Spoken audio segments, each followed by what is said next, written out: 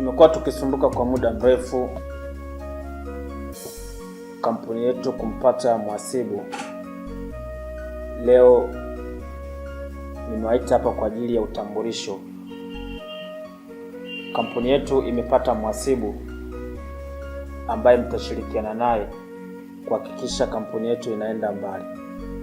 Masumbuko, Meki, shirikiana na kijana mwenzio anaitwa Masumbuko,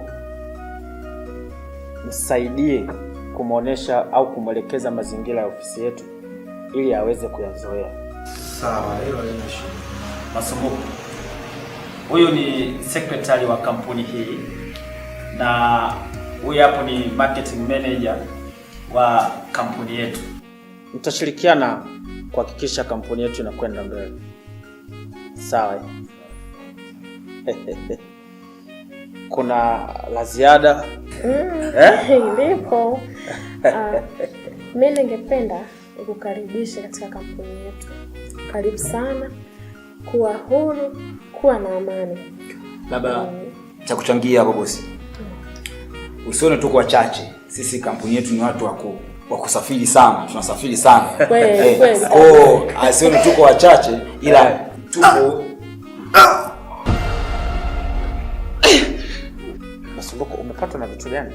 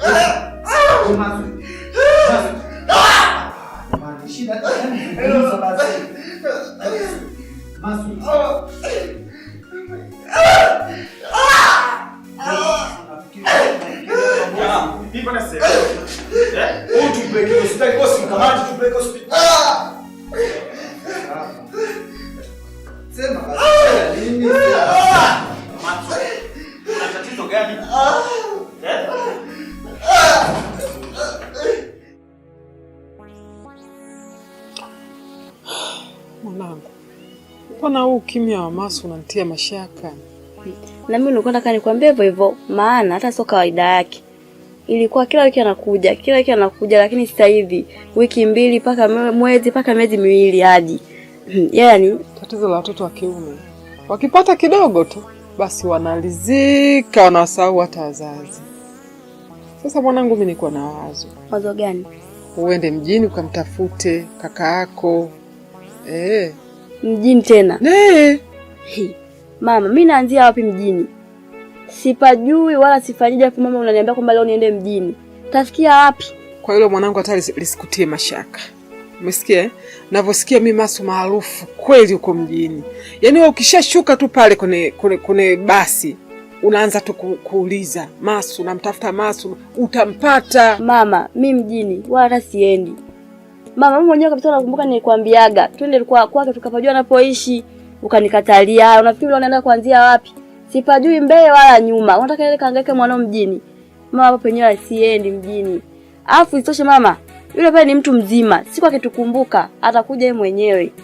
Haina haja ya kwenda kumtafuta. Sio kupata kwake yeye pesa basi yule chanzo kunyanyasa sisi. Mimi hata wala siwezi kwenda mjini kwa kweli. Mama, hapo utanisamee kabisa. Mwanangu, ukiwa maskini upaswa kuwa na hasira. Sawa? Alafu yule wewe ni kaka yako, ni damu yako. Kwa nini usiende kumtafuta? Kamtafute. Tunaweza tukawa tumekaa tu tunasema katekwa labda kuna kitu. Uwezi kujua.